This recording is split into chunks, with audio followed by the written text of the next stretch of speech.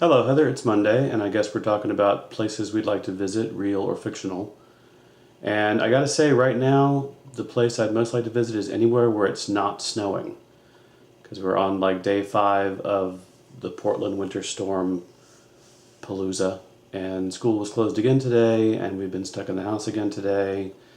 And Chris had to go to work because he's an essential worker, and he had to actually work late because the county clinics are understaffed because of the weather, and they're trying to make up missed appointments. And it's all gotten really exhausting, and I'm ready for normal weather to resume. But to get back to your question, the snow has been making me think a lot about Narnia, which is my number one favorite place when I was a kid. The Narnia books were really, really important to me when I was a kid, and still are. They still resonate with me quite a bit. And of course, in the first Narnia book, it's being ruled by the White Witch, and she makes it always winter but never Christmas. When you think of Narnia, you think of snow falling in a wood.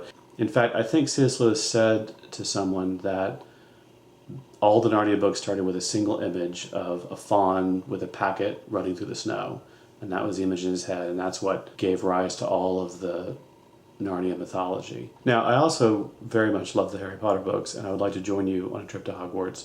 Carter and I did actually go to the Universal theme park a couple of years ago and really enjoyed it and developed a huge addiction to butterbeer, which they serve there.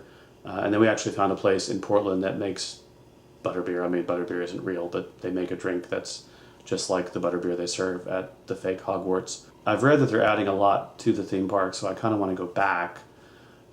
I'll have to convince Carter to come with me, though, because the first time we went, he really liked it. We went to the sort of tour of Hogwarts, which turned out to be just terrifying. I mean, just totally overwhelmed, all of the senses. And I was pretty rattled. Carter was totally freaked out and very wary of the whole experience. He enjoyed it overall, but when I mentioned going back, he's like, I don't know, that was pretty intense.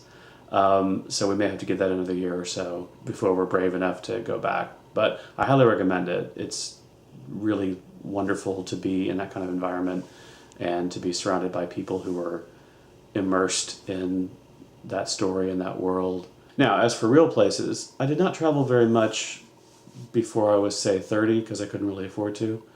And then in my 30s, Chris and I traveled quite a bit. My travel tends to be to cities because I'm a really, really urban person, and I really am most comfortable in a big city. So we've been places like Toronto and New York and Chicago and Montreal and London and Dublin. I'd like to get further into Europe, to France and Germany.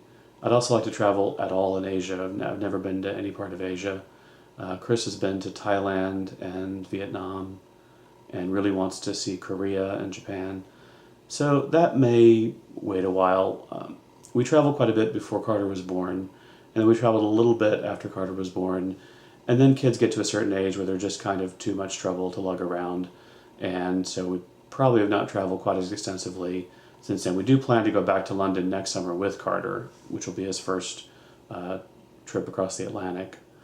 And then as Carter gets older, we may go on some more excursions a little bit further from home.